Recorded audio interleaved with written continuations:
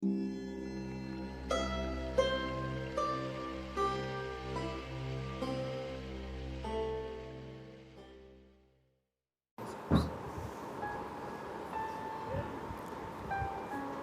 का जो टॉपिक है अपना, ये छोटी सी कहानी के आधार पे है कि किसी को माफ़ करने का कारण क्या हो सकता है। दोस्तों, ये बात पुराने ज़माने की है।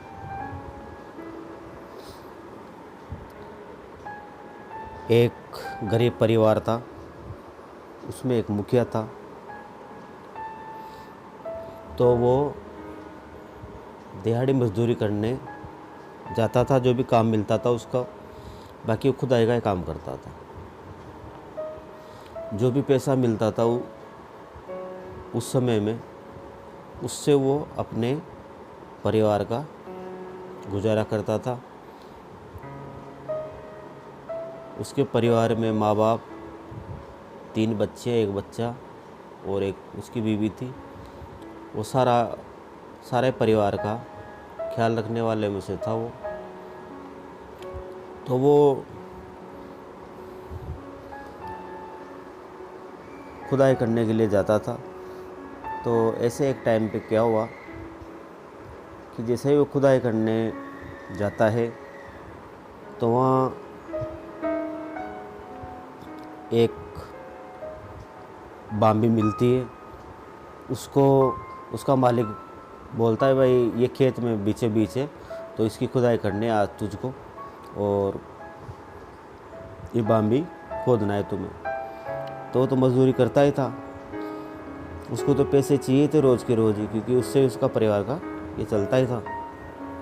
तो जैसे वो सोचता है भाई इसमें बाम्बी बहुत पुरानी है, तो सांप वाँप थोड़ी होगा इसमें। तो वो खुदाई करता रहता था अपने हिसाब से। तो ऐसे टाइम होता गया। जैसे शाम का टाइम आया तो खुदाई करते हुए उसकी जो गेती फावड़ा है, तो उससे उसमें एक सांप रहता था। तो उसकी पूंछ कट जाती थी। पूंछ कटने पर वो सांप उसके पीछे पड़ता है। तो ऐसे करते करते गांव में आ गया वो। तो सांप ने बोल दिया, भाई मैं तो उसको डसूंगा। तो ऐसे करते हुए ये बात राजा के पास पहुंची। राजा ने दोनों को अपने दरबार में उपस्थित होने के लिए कहा। तो जैसे राज दरबार खुला, दोनों वहाँ उपस्थित हुए। सांप ने बोल दिया, भाई मैं तो अपने बाम्बे में बैठा हुआ था, इसने मेरे घर पे आके इसने मेरी पूंछ काट दी, तो ये गुनाहगार है और इसको मैं डसना चाहता हूँ। तो किसान ने कहा, वो जो मजदूर था उसने कहा कि मैं तो अपनी मजदूरी कर रहा था, मुझे पता नहीं था कि इसके अंदर सांप बैठा हुआ है। मैंने इसको जानबूझकर इसकी पूंछ नहीं काटी। तो ऐसे करते राजा भी चक्कर में पड़ जाता है कि अब क्या किया जाए। तो उसको राजा ने बोल दिया कि तुम्हारा निर्णय 2 दिन बाद दरबार में किया जाएगा, अभी तुम अपनी हिसाब से जा सकते हो।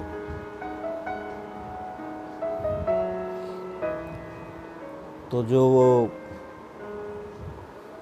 मजदूर था वो तो घर पे गया। सांप अपनी हिसाब से चला गया। वो बची हुई बाम्बी थी, उसमें जाके बैठ गया। तो वो सोचता है कि यार 2 दिन बाद हो सकता है राजा इसको माफ़ कर दे मजदूर को, तो मेरा तो प्रतिशोध है वो अधूरा रह जाएगा। मैं तो आज ही डसूंगा इसको। ऐसे मन में विचार करके वो मजदूर के घर की तरफ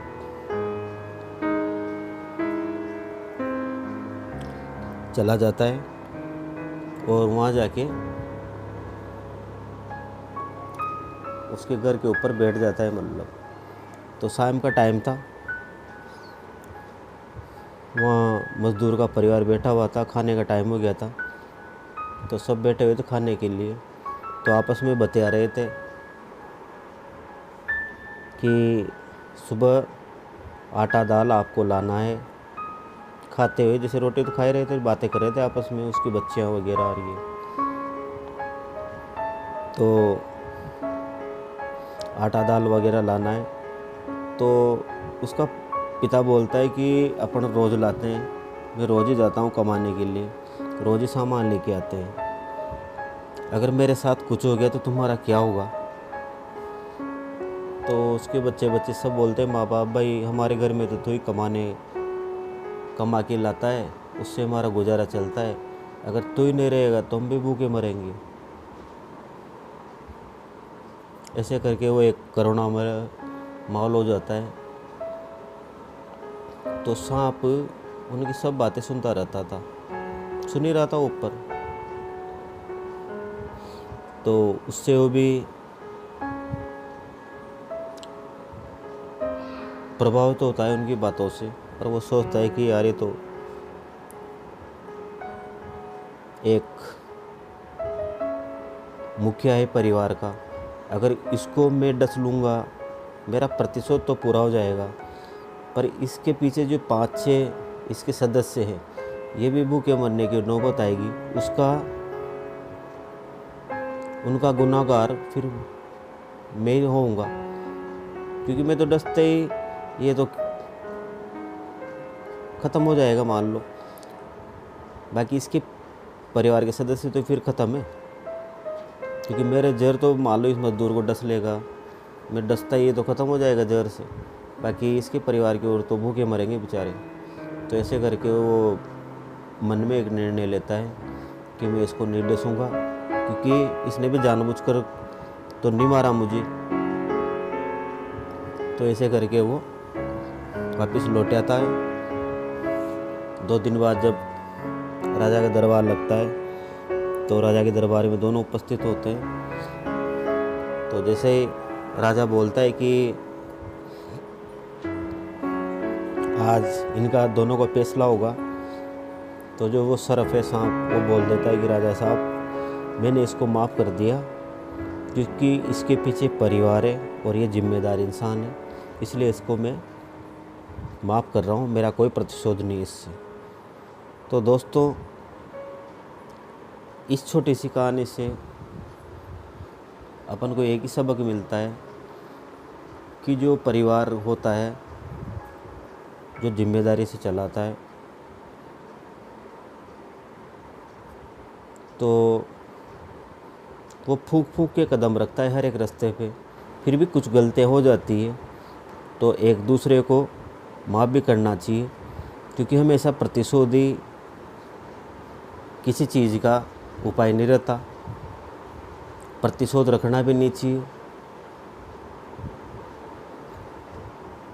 और माफ़ करने में क्या है कि माफ़ी वो चीज़ें, एक कहावत सुनी होगी आपने कि मारने वाले से बचाने वाला बड़ा होता है।